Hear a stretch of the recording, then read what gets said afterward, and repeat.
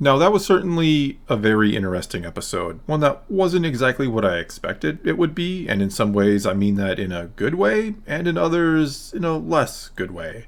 And so to just jump right into it, which means big spoilers incoming for the 6th episode of Ahsoka, but to jump right into it, in this strange sort of way, the pace of this episode felt really slow in some respects, which didn't surprise me that much. That after all the action and happenings of the last 2 episodes, that we might catch our breath a little bit and get something that was more about setting up and beginning to build towards our climactic finale to come.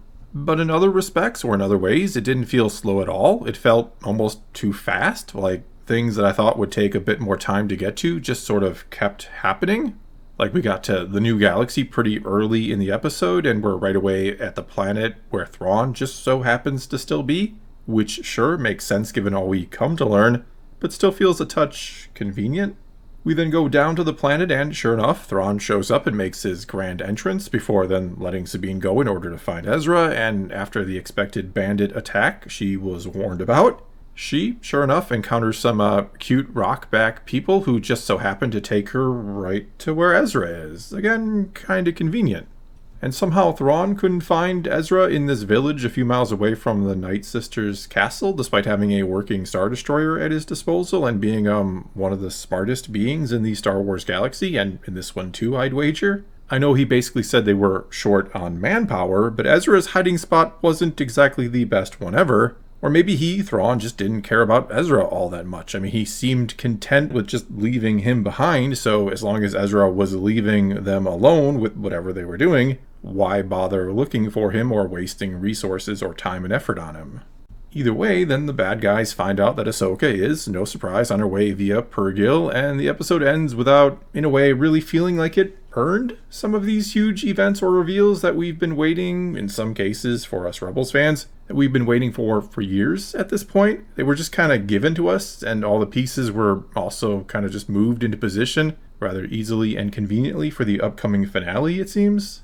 And don't get me wrong here, I actually enjoyed the episode quite a bit. There was still a lot to love, and it gave us plenty to chew on, especially when it came to Baylan and Shin, who were once again standouts in this episode. Even if the pace was just kinda odd, I think that's the best way to put it. I feel like the first couple episodes could have been trimmed in order to add some bulk here in the middle to make this feel more momentous. I mean, we're arriving in a whole new galaxy. We are on the cusp of finding Ezra Bridger after all this time, and I just think it needed more, or more needed to happen to make it feel, I don't know, more earned or something. But anyway, setting that gripe aside, again, I still enjoyed the episode. It didn't ruin everything for me. But I must say, the Ezra-Sabine reunion, that got to me a bit more than I expected it would. It was rather emotional to see these two together after all this time. I think I'd almost forgotten how much I'd enjoyed Rebels until that very moment. And so far, I gotta say that Iman Esfandi gets my stamp of approval as live-action Ezra. I'm already feeling like he's got just that right sort of feel or attitude to play this character. And I like the look of him as well. It is nice to see Ezra Bridger in something besides orange. And though it was meant to be a bit awkward given how long they'd been apart, I'm already feeling some pretty good chemistry between Sabine and Ezra, or their actors. Which is important because I do think these two will end up being a bit more than friends at some point, or not exactly brother and sister. It was also the most Sabine that she's felt so far to me, which makes sense given how happy she was to finally find Ezra, though how happy he'll be when she tells him how she got here is yet to be seen. But anyway, we should probably rewind back to the beginning instead of talking about what was essentially the end. And I do think that just maybe the beginning portion with Huyang and Ahsoka may have been there just so people couldn't say Ahsoka didn't appear at all in an episode of her own show, that she had not gotten the Book of Boba Fett treatment. There then was one moment that I found particularly interesting about their conversation between Huyang and Ahsoka.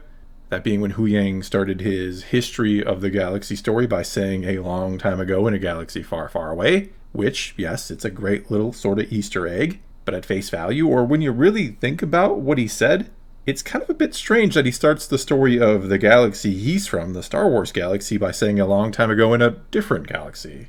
That is, unless the history of the Star Wars galaxy begins in another one, which might just tie into something Baylan talked about with Shin later in the episode, that these words from Huyang could be a lot more than just a fun Easter egg.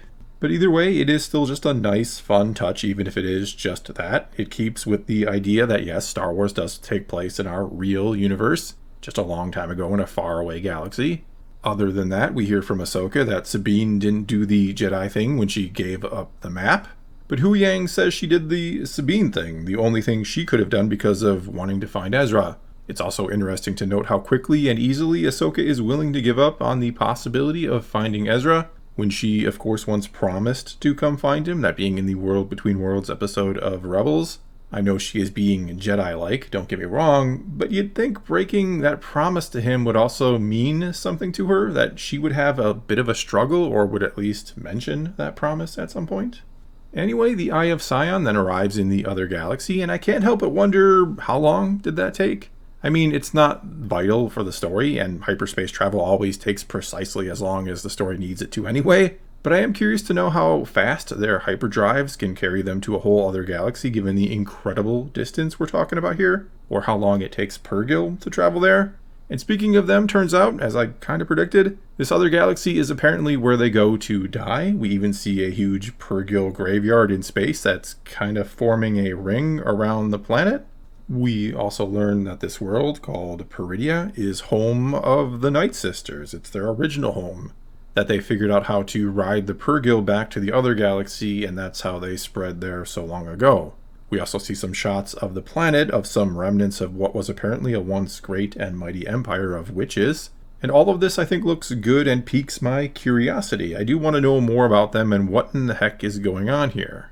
And along with that, I'm still wondering why this had to be a whole other galaxy instead of some remote and difficult to reach part of the original Star Wars galaxy. Why we're exploring a new one when so much of the old one is left unexplored. But perhaps we did get an answer to that during one of the times Baylan and Shin were talking. And we did get a lot of that in this episode. We got a lot of these two, which I thought was great. I've been loving both characters, and I'm happy to finally get some more insight into Baylan and who he is. Like how he feels about the Jedi and what he sees himself as now, and what he's training Shin to be, which is something more than the Jedi were. That said, he does, as we've kind of seen before, he does still seem to lament and be haunted by the loss of the Jedi Order, especially the idea of it, he says. But much like we've heard out of other characters before in Star Wars, he's kind of tired of the endless cycle of war, the cycle of evil rising in one form or another, then being defeated by good, and then it returning in another form. And though Shin seems to be interested in the power allying with Thrawn can bring them, that it's their time to rule now, Baylan is after something else entirely. He's after what he kind of referred to as the beginning, which he thinks can be found in this galaxy, and yeah, it may relate to whatever story Huyang told to Ahsoka about the start of that galaxy, I suppose. Furthermore, and maybe related to all of this, and just as interesting, is Baylan and Shin at one point talk about something else he's feeling or that is calling out to him in this new galaxy. Some power that he wonders if maybe these Night Sisters are trying to flee from now. And I'm once again wondering after hearing this if Thrawn maybe won't exactly be the main antagonist of this time period we all kind of thought he would be, or the eventual main antagonist of the Filoni movie as well, but if something will find its way from this galaxy to the original Star Wars galaxy and that it'll need to be stopped. And if maybe Baylan will be the one to help it, or them, whatever it is, if it'll be him that helps them get there. I'm very much getting the impression that these two, Baylan and Shin, are going to be left behind in this other galaxy, but that it won't be the last we see of them, even though, yes, there are currently complications with that given the sad and unfortunate passing of Ray Stevenson, who plays Baylan. Either way, though, setting aside speculation about what this power could be, upon arriving on Peridia, we get to see three Night Sister mothers who called out to Morgan, who, I'm pretty sure, did so because they want to leave this galaxy to get away from that power. They're even taking something with them that's been kept in the catacombs, which seems to be containers that are the perfect size and shape for carrying bodies. Now, what state those bodies are in exactly, alive or dead or some type of stasis, well, that remains to be seen, but my money is on them being bodies in some condition, and something tells me they're going to use them to try to sort of repopulate the other galaxy with Night Sisters and their magic, to begin to rebuild their empire far, far away from, again, whatever is going on in this galaxy that it seems has maybe defeated them in the past. They also seem to smell the stench of Jedi on Sabine, which is interesting for a few different reasons, one of which being they didn't smell it on Baylan, which I'd argue would maybe make more sense that he would smell more like a Jedi in some respects than Sabine. Also, it seems curious that they're familiar with the Jedi, likely have done battle with them in the past or when they showed up in the other galaxy initially, which is likely why the Jedi have records or information about this galaxy, and even, as learned in earlier episodes, why they studied the habits of the Purrgil, why they tracked them and created hyperspace lanes to this other galaxy, or tried to. They wanted to know more about these witches, they wanted to be prepared to fight them, I'd wager. Soon enough then, Thrawn shows up, and I can't help but wonder where he was and what he was doing before this, or did he just want to make a big dramatic entrance, or did Filoni want him to make a big dramatic entrance and didn't give much thought to where he was coming from? And mind you, he did pull off a pretty dramatic entrance, and I like that we kind of get to see the size and scale of a Star Destroyer yet again in this scene, and it's the first one we've seen thus far in the Mandoverse time period, with Gideon, as far as we'd ever seen, him only having smaller cruisers at his command, not a Star Destroyer. Either way, the Chimera shows up and makes its big entrance, as does Thrawn himself, along with his army of bandaged up stormtroopers and his new right-hand man, Enoch, who, I don't know, kind of looked a little short for a stormtrooper, and I'm gonna assume something interesting will end up being up with that guy. Not that I want to start theorizing about him and create another Marok type thing, but he was interesting, that's for sure. And maybe something interesting is up with all the stormtroopers, who knows, maybe some type of Night Sister magic is at play here. Anyway, to answer the big question, what did I think of Thrawn's first live action appearance? Well, overall I think he looked pretty good. I'm fine with it. I'm sure some out there will have some complaints, but I'm just happy to have him once again being voiced by Lars Mikkelsen, because that voice has become Thrawn's voice. It, in my opinion, suits him just perfectly, and it's good to hear it again, though I wish we would have heard his theme from Rebels again. I do love that theme, but it was still some good entrance music without it. As far as beyond that, as far as beyond the aesthetics, and does this feel like Thrawn? Is it capturing his genius, and does it feel like the guy we knew and loved from the EU, as well as from the new canon novels, of which there are 6 of them? Well, that's kind of harder to judge right now, because thus far we have no real clue about what his motivation is, besides getting back home. He also hasn't really been tested yet. We haven't seen his genius having to be put into play or into action, other than knowing he's been unable to capture Ezra, which seems curious given how close Ezra actually is. Though now it seems like he's using Sabine to get to him, or he just doesn't care if they both get stranded here. And speaking of Sabine, I liked her little reunion with him as well, that he remembers her, and I also enjoyed how he asked to know everything there is to know about Ahsoka, including who her master was. And it's worth noting that in the new canon Thrawn novels, it's confirmed that, yes, he knew or figured out after encountering both of them at different times, that Anakin Skywalker is or became Darth Vader. So he'll have that advantage to potentially use against Ahsoka, though I suppose Baylan could have also told him that Anakin Skywalker became Darth Vader, because he too knows that somehow. Either way, Sabine is given a wolf-like creature to ride, because this is Dave Filoni Star Wars we're talking about, and there has to be wolves. And she heads out and encounters these aforementioned bandits, or whatever they were. She defeats them and stumbles upon, or her wolf stumbles upon, the cute rock-back people who recognize the rebel symbol, the starbird, on her armor and take her back to Ezra, all the while Baylan and Shin are hot on her trail, sent by Thrawn to stop them or for them all to just get lost in this other galaxy. And like I said before, I thought the Ezra and Sabine reunion was pretty much perfect, though I just wish there had been almost a little more kind of build-up to it in the episode itself or over the course of a couple episodes on this planet. It just seemed too easy to find him, and you wonder why Thrawn couldn't find him, assuming he was really trying to, I suppose. Also seems like all my theories about something being up with Ezra were wrong. He seems like he is his same old self, and he's just been waiting on this planet, waiting for someone to come and get him so he could go home.